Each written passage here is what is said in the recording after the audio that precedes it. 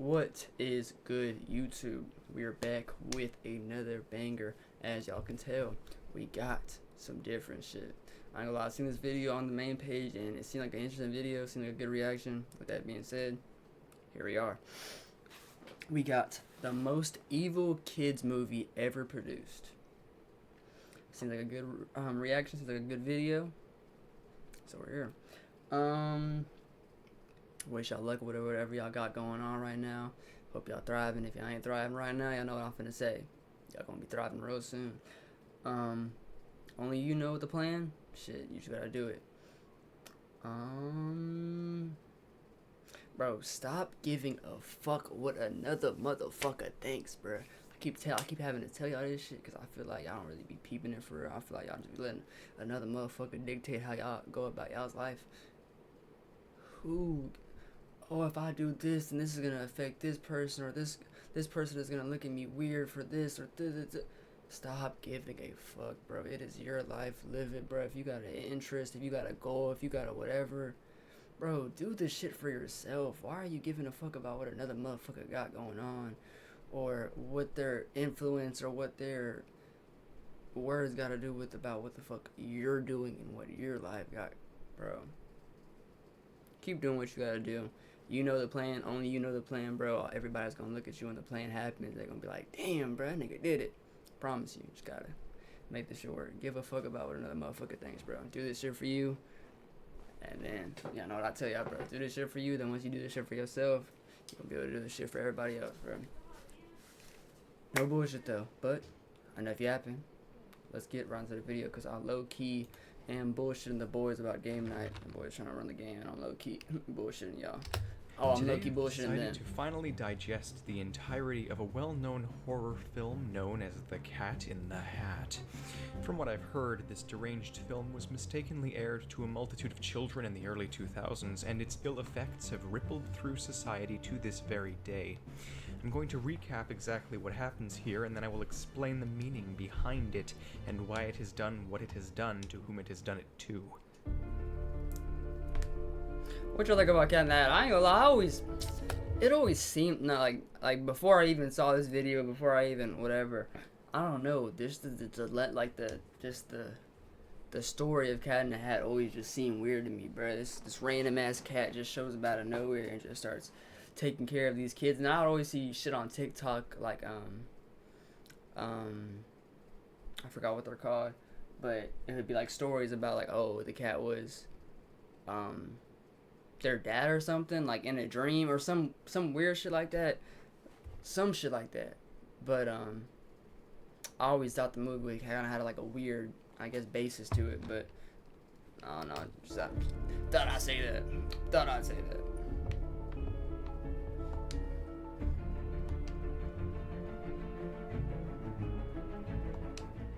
Hello, I'm the Theorizer, and I'm gonna write this as I watch. This is in fact a sort of reaction slash theory slash recap slash review, because that format works best for content such as this. This movie seems to begin with a rhythmic narration as we zoom into a small town named Anvil, which appears to be situated in a biome not dissimilar to the Switzerland Alps, blah blah blah blah. This is when the horror begins. The entire town is immediately shown to be fake. Whoa. What's that? Well, damn. I just built a budgeting app in base. Well, damn. Guys. The possibly demented narrator explains the sorts of comings and goings of this town. A real estate agent named Joan works out of a horribly designed building with bathrooms containing signs like "Employees must constantly wash hands." It's my immediate impression that this town, and everyone inside of it, is strange and not real. Almost like some sort of fake world, or maybe a bizarre experimental utopian test run. Everything looks to be almost cardboard, something like an alternate future diverging from a much more intense 1950s. The head real estate agent barely shakes another man's hand and freaks out, fires him, and sanitizes. It's like he's paranoid about an unspoken disease afflicting this little isolated population. It's like he is. I'm not saying by any means that that's the case. He fires anyone who isn't perfectly clean or perfectly perfect at all, really. It's not OCD, it's most certainly a rigorous system designed to create a perfect isolated world, and the world is very surreal. But the film stars Joan's children, Order and Chaos, portrayed by none other than Coraline and Curtis the Elf, respectively. Order in particular is quite obsessive and Chaos is quite chaotic. I would expect nothing less. It seems as though Chaos is depicted here as a male and Order as a female, contrary to the Taoist symbolism, which is otherwise quite present. Order is a fixated little thing who writes up her own will and plans graduate schooling. Self-aware irony is the central theme of this terrifying experience, which makes its intentions even more dubious. Is it possible that this is a comedy in disguise? Chaos destroys its environment to the chagrin of Joan the caretaker, and in comes, no joke, the boss baby. What an all-star cast. That's a preemptive reference.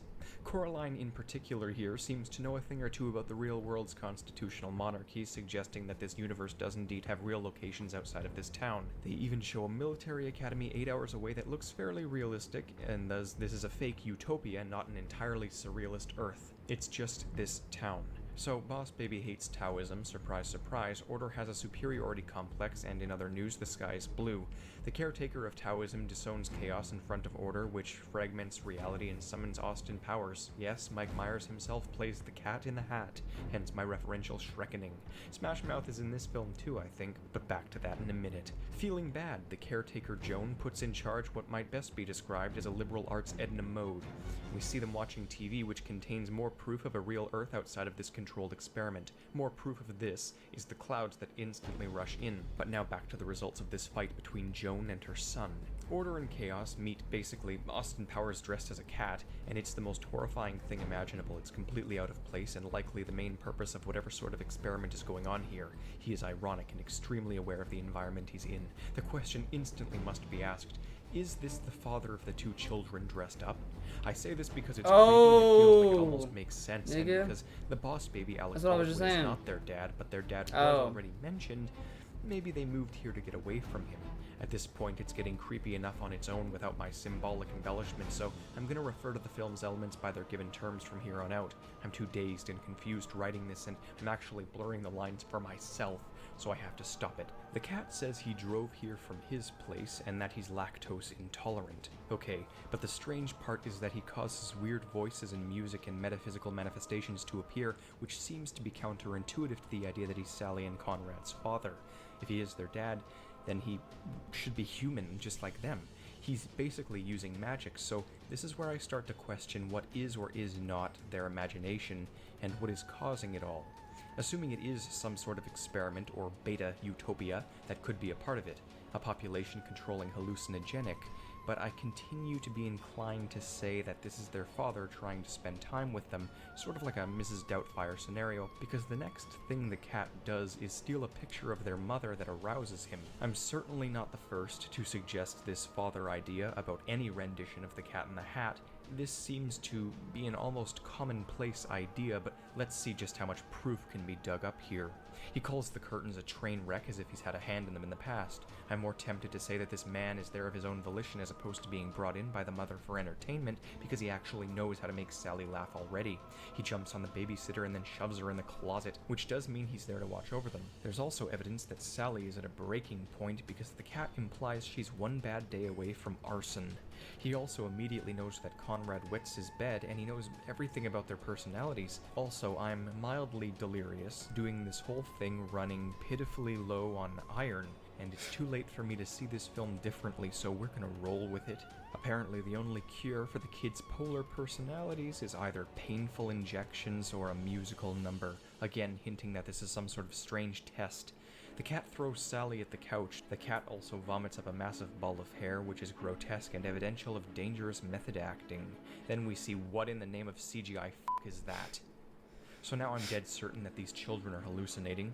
I don't know what happened here, but we have solid proof that this isolated town is not representative of the rest of the world, so this is almost certainly some sort of test involving hallucinogenics. Sally and Conrad maintain their sanity. This is all visual alteration, but who is this dressed up man, and is he a test? Is he their father, or is he something?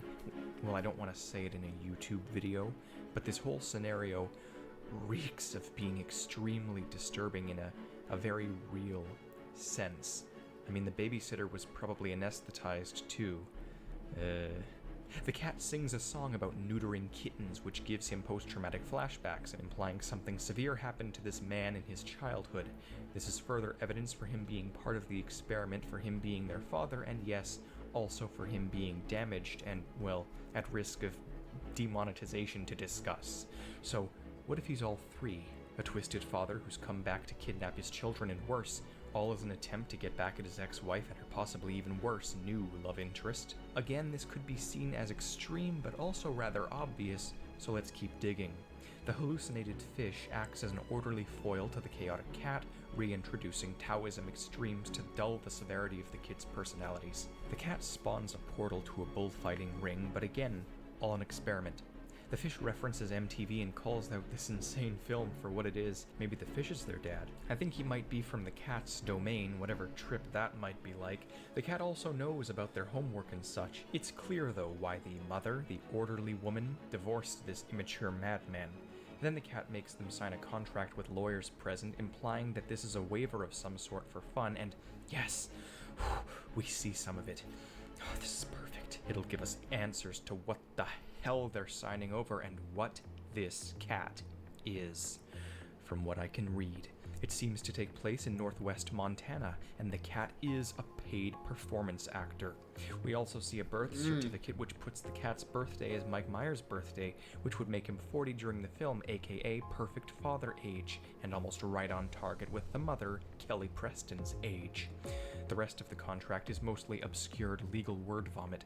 The cat seems to be self-employed then. Once they sign, the cat starts going full-on crazy and destroys the house with radically inappropriate behavior. The spawning of random animals and stuff is most likely the product of, again, hallucinogens. He has this creepy weird laugh when he closes his nostrils. Sounds kinda like I also think it may be possible that Conrad's conscience is the cat and Sally's is the fish, or vice versa. We'll see.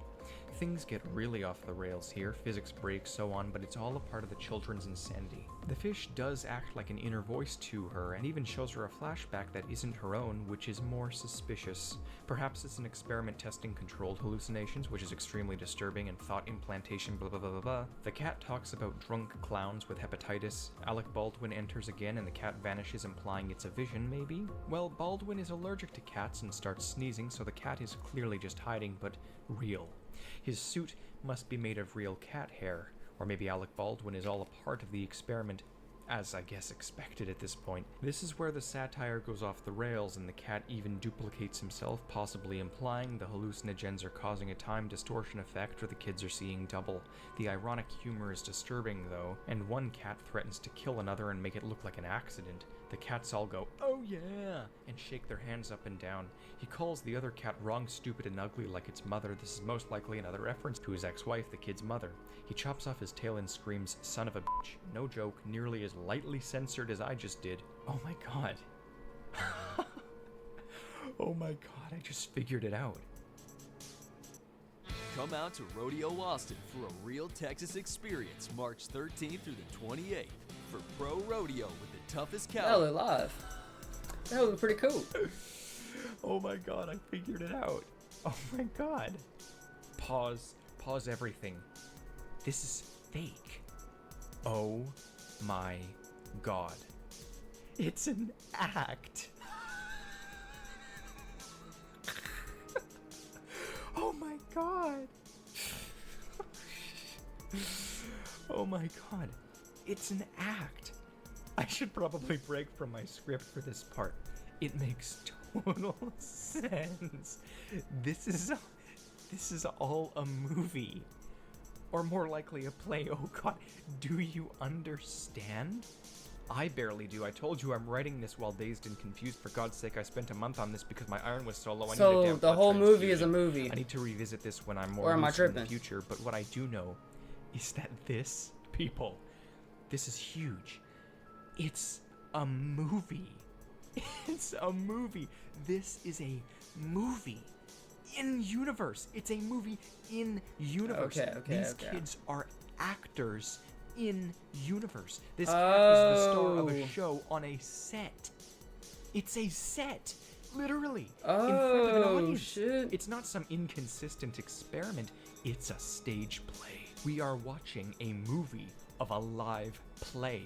Or a movie of a movie, I'm still not sure. The reason I say this is because of the absurd number of fourth wall breaks and lapses in logic. It feels almost perfectly like a stage play, but it is being filmed, because my whole basis for this was when the cat is talking to these two kids about a lawsuit, and then the camera zooms up on him and he says they'll talk later. This was an intermission. There was an intermission after he chopped off his tail. This is an elaborate stand-up comedy act, perhaps some sort of audience test viewing, and it's about a disturbed cat that meets two kids and livens up their day. The audience is watching, and there's a camera filming it all for posterity or whatever. The cat keeps breaking the fourth wall and talking to an audience literally there somewhere. I don't know where. That's the whole point. The cameras don't focus on what's behind them. It's a dimension we don't see upon viewing. That's what the fourth wall is. They even mock this and create a sixth fucking wall during the cooking show segment. Now, as for the in-universe universe, I can still theorize on the intricacies of this play, such as the intricacy that he is their creepy father in disguise. Luckily, all of the surreal sets and lapses in logic and the subtle realism of the cat are all now explained under the fact that there is a secret lens we're looking through, an invisible fifth wall, an in-universe audience we can't see, a play written by fictional writers who are most certainly truly deranged. If it is a stand-up act, then it means this is all written by the guy playing the cat, which makes utterly perfect sense in every conceivable way. Oh, good lord, I have to keep watching this movie. The in-universe universe is important too, you see. Gives insight into this actor. The cat is incorrect in every way, socially, politically, logically, physically, supernaturally. He says his wife's dress was ruined when she bought it. Yes, this is because he references her like a wife. I do wonder if the cat is their dad in real life too, like a family of actors. Of course, when I say real life, I don't mean real life, but the fact that I have to make that distinction like I'm watching Inception or some shit is unbelievable in itself. You know what this means though, right? Considering the writers are fictional, it almost gives me free rein to fill in their canon. I'm inclined to say that they actually did set out to create a play about order and chaos in human forms.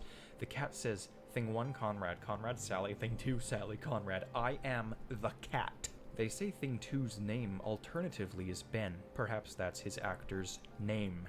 The things are manifestations of chaotic children. The child actors are smart too. Conrad points out how Cat's crazy dimensional magic is branded with a friggin' made in Philippines. Thing 1 and Thing 2 go off on the house and look, it's a set. It's a set. Oh, hell no. It's a set. Oh. Let me get really real for a second. Only a second. When it comes to the humor in this movie, I don't even know how this film exists. Like, when I analyze things such as All Hail King Julian, obviously it's weird and inappropriate and whatever, but it can still pass as for kids in some way. This movie is so incredibly, blatantly, hilariously not for kids. The cat stares down their pet dog with a garden hoe and says, "Time to die," in Mike Myers' Dr. Evil accent. It's so random and jarring, and then he calls this tool dirty. See, I don't want to do the YouTube algorithm, but dirty, and you know the tool is. He says he loves it, and then he tries licking it. It's so shocking.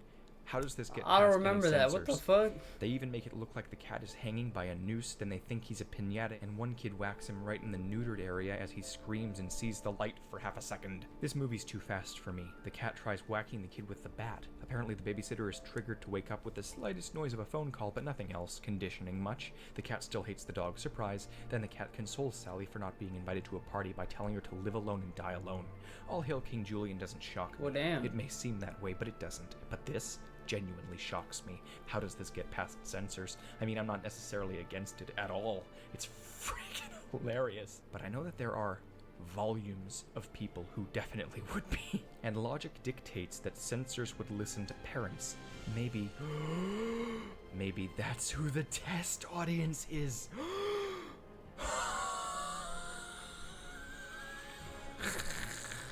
Oh my god. What it the fuck? is. That's exactly who it is. Oh my god. Planet Fitness. Bro. We're all strong on this planet. One more, everybody. Dating apps. All right. Dating apps. It's expensive. Expensive. Y'all be paying for dating apps? What the fuck? The cat also seems to have a normal shit- cool car. y'all be Turns out paying- it y'all be sucks, paying and to it's an find- acronym that spells y'all be out paying to slow, find a partner. Then spells out a phrase that would Damn. normally be shortened as a shit. This isn't subtle humor. How was this film made? This is all important because I think the concept of this film being highly inappropriate is the root of the test. The test audience, the test town, this is all a test in audience reactivity. And in a very twisted way, we are a part of it. The cat then describes impulsivity versus conscience in a very basic way, but proves he probably isn't a psychopath, not that that needed to be differentiated. The cat will spontaneously say things that random people in his life have said. For example, his mechanic. He stares down the cameras and asks when's the last time he's had his brakes checked. They see a semi-truck with a Rhode Island license plate. The cat claims his plan was to destroy their house, ditch the kids, and trick Alec Baldwin. Sounds sort of like a horrible, resentful family member. The cat mocks hippies and says he prefers the term canine American over dog. What the fuck? Then they enter a phone booth that leads to an Austin Powers party, seemingly honoring the cat. The mom doesn't seem to suspect that the father is involved, despite Alec Baldwin ensuring it is the case. But I don't know how deep this in-universe universe goes, considering these fictional writers are nut jobs. In the corners of shots, strange happenings happen. There's some dude just standing in the middle of town with a Persian cat in his arms, and nothing is made of it. By the way, this CGI is clearly being rendered live on the set because of how bad it is. For a second I thought Alec Baldwin was an older version of Conrad, a version from the future in which he didn't learn discipline. Then I realized how backwards that would be considering the mom, so I dropped it. At this point, and at this depth, I'd not even be fazed if they were to flat out explain the hallucinations. Which, by the way, they do. Turns out the cat literally spells out to the kids what's happening. When they accidentally unleash the mother of all messes and merge the two worlds into a CGI blob, he says, "This is what happens when you eat bad shellfish." So apparently the kids are having a shared fever dream.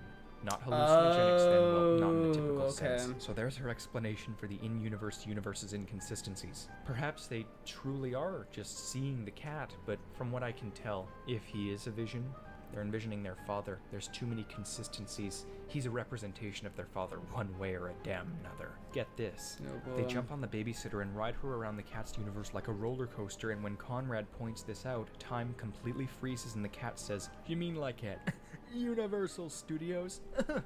Cha-ching! As he holds up two pamphlets. This is the king of all shameless plugs. This is the single most shameless plug I've ever seen shamelessly plugged, and it so completely proves that there is a test audience sitting right there. The fourth wall break to end all fourth wall breaks, cinema be damned. Cat says he loves that new ball smell. He then says he manipulated them the entire day and that it was all so they'd learn a lesson. They clean up, Smash Mouth even gets a song which the cat references more made in Philippines, then he leaves. So it can't all be fake, as Alec Baldwin is covered in goop afterwards and their mother sees it. There's also the fish, which is still sapient CGI after the cat leaves, and the couch, which breaks elasticity physics. So again, there are pieces of this experiment that aren't hallucinated, and of course, it's a play as well.